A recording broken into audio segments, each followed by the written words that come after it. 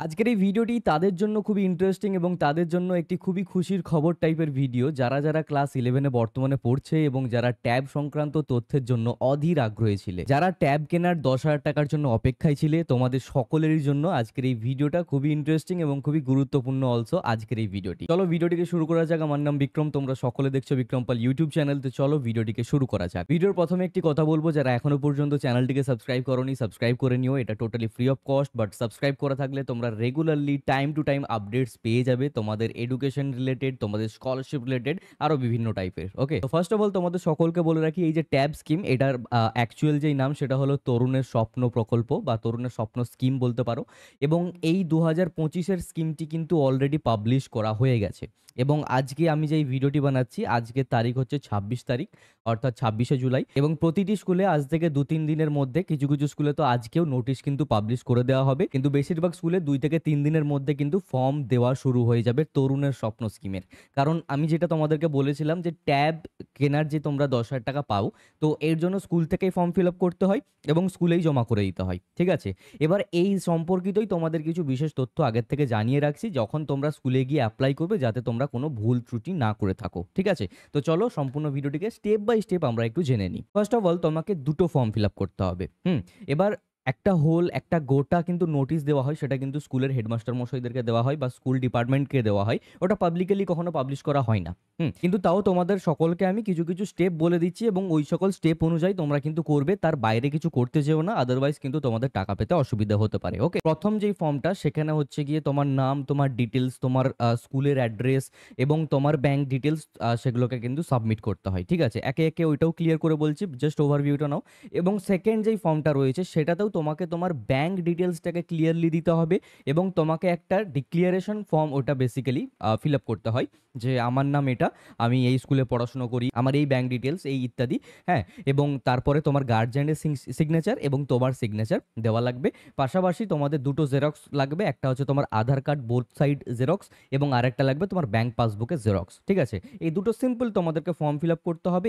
এই দুটো ফর্ম তোমাদেরকে স্কুলে ফিল আপ করে স্কুলেই জমা দিয়ে দিতে হবে, দ্যাটস ইট। এবং তার পরবর্তীতে যখন ট্যাবের টাকা দেওয়া ডিস্ট্রিবিউশন শুরু হবে, ডাইরেক্টলি তোমার ব্যাংক অ্যাকাউন্টে 10,000 টাকা ক্রেডিট হয়ে যাবে। এবং তারপরে তোমরা মোবাইল ফোন কেনো, বেশি টাকা দিয়েও যুক্ত করেও কিনতে পারো, এবং তারপর সেই স্লিপটি স্কুলে আবার জমা করতে হবে। এই হলো গিয়ে মূল বিষয়টা বা মূল ব্লু প্রিন্ট বা স্টেপগুলো। ঠিক আছে, এবার যে প্রথম যেই ফর্মটা রয়েছে, ওইখানে দেখবে তোমাকে তোমার স্কুলের ডিটেলস দিতে হচ্ছে ফার্স্ট অফ অল। ঠিক আছে, যে স্কুলের ডিস্ট্রিক্ট এটা, স্কুলের সার্কেল এটা। যদি সার্কেল না জানা থাকে তো অসুবিধা নেই, স্কুল থেকেই তোমাকে জানিয়ে দেওয়া হবে, বেশিরভাগ জিনিসটা স্কুল থেকেই জানিয়ে দেওয়া হবে। তাও তোমরা চাইলে নিজেদের থেকেও একটু জেনে নিতে পারো। হ্যাঁ, বা কোন এরিয়াতে তোমার স্কুল আছে, তোমার নাম, তোমার গার্জেনের নাম, এই সব কিছুগুলোকে সিম্পল জিনিস ফিল আপ করতে হবে। এছাড়াও কি ফিল আপ করতে হবে, তোমার ব্যাংক ডিটেলসটাকে ফিল আপ করতে হবে। একটু ভালো করে নজর দাও যে দুটো ফর্মেই কিন্তু ব্যাংক ডিটেলসটার ওপর জোর দেওয়া হয়েছে, কারণ অন্যান্য বছরগুলোতে কি হয় না, ব্যাংক ডিটেলসে এত পরিমাণে ভুল থাকে, যার কারণে বেশিরভাগ স্টুডেন্ট কিন্তু টাকা পায় না। এবং ঠিক সেই কারণে সেটা সংশোধন করার জন্যই কিন্তু গভর্নমেন্ট থেকে এই বছর ডাইরেক্টলি ফোকাস করা হয়েছে ব্যাংক ডিটেলসের ওপর। এবার ব্যাংক ডিটেলসে বিশেষ কিছু জিনিস যেগুলো তোমাদেরকে খেয়াল রাখতে হবে, আমি আগের অনেক ভিডিওতে বলেছি, আজকেও বলছি। যদি ব্যাংক ডিটেলসে কোনো টাইপের ভুল থাকে তো সেগুলোকে গিয়ে সংশোধন করিয়ে নিও।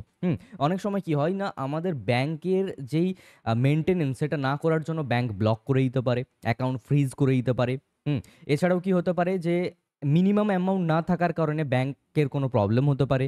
ওকে, এছাড়াও হতে পারে কি, অনেক আগে একটি ব্যাংক অ্যাকাউন্ট খুলেছিলাম, সেটাতে খুব বেশি একটা টাকা পয়সা লেনদেন করা হয়নি, এবারে সময় এসেছে টাকা পয়সা লেনদেন করার, সরকারের কাছ থেকে 10,000 টাকা পাওয়ার, তো ডাইরেক্টলি গিয়ে জমা দিয়ে দিলাম। এটা না করে ব্যাংকে গিয়ে অ্যাটলিস্ট একবার দেখে নেওয়া, বা ওই ব্যাংক অ্যাকাউন্টে কোথার থেকেও একটু টাকা ক্রেডিট করিয়ে, অর্থাৎ ঢুকিয়ে দেওয়া, এবং সেই পাসবুক চেক করা যে আদৌ টাকা ঢুকছে কিনা, ক্রেডিট হচ্ছে কিনা, বা ওই টাকা আবার উইথড্রল করে দেখবে যে টাকা উঠছে কিনা। এইভাবে একটু চেক আউট করে নিও। ওকে, এছাড়াও আরও একটা কি প্রবলেম হতে পারে, জয়েন্ট অ্যাকাউন্ট যদি হয়ে থাকে, আমার অ্যাকাউন্টের সাথে আমার মা বাবাকে লিঙ্কড করা রয়েছে, মানে জয়েন্ট অ্যাকাউন্ট রয়েছে, তো ওই অ্যাকাউন্টগুলোকে প্লিজ দিও না।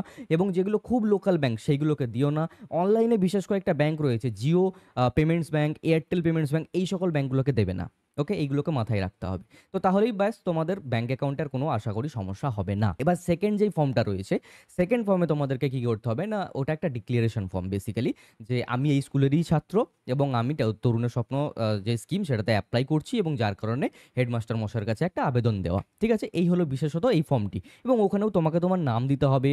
হ্যাঁ, আমি এই স্কুলে পড়াশোনা করি, এই শ্রেণীতে পড়ি, আমার রোল নাম্বার এই ইত্যাদি এই টাইপের একটা ফর্ম থাকবে এবং তারও নিচে ব্যাংক ডিটেইলসের আবারও ফর্ম কিন্তু রয়েছে। মানে ওই ফর্মের মধ্যেই ব্যাংক ডিটেইলসেরও একটি জায়গা রয়েছে। ওইখানে তোমাকে তোমার আইএফএসসি কোড দিতে হবে, ব্যাংক অ্যাকাউন্টের নাম দিতে হবে, নাম্বার দিতে হবে, আ ব্যাংক অ্যাকাউন্ট হোল্ডারের নাম অর্থাৎ তোমার নাম দিতে হবে। তারপর গার্ডিয়ানের সিগনেচার দিতে হবে, তোমার সিগনেচার করতে হবে এবং তার পাশাপাশি আধার কার্ডের জেরক্স এবং ব্যাংক পাসবুকের জেরক্স তোমাকে দিতে হবে যেই ব্যাংকে তুমি ডিটেইলস দিচ্ছ। ওকে? এরপরে নিচে তোমার একটা পুনরায় একটা ডিক্লারেশনের জায়গা থাকবে, সেখানেও তোমাকে বেসিক্যালি তোমার নাম দেওয়া লাগবে ইত্যাদি। মানে যেখানে তোমার নাম দেওয়ার সেখানে তোমার নাম দিতে হবে। চিন্তার কোনো কারণ নেই, নিজের থেকে কিছু করতে হবে না। স্কুলের সবাই হেল্প করবে, স্কুলের টিচাররাই হেল্প করে দেবেন। কিন্তু তোমাদের একটা বেসিক ধারণা থাকা প্রয়োজন, দ্যাটস ওয়াই তোমাদেরকে আগের থেকে জানিয়ে দিলাম। ঠিক আছে?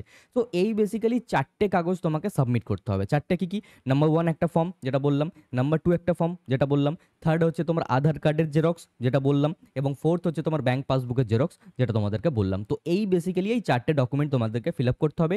ট্রাই করো যে তোমার যেই স্কুল ফাইলে তোমার যেই নাম রয়েছে বা যেই ডিটেলস রয়েছে সেইগুলোকেই দেওয়ার। ওকে?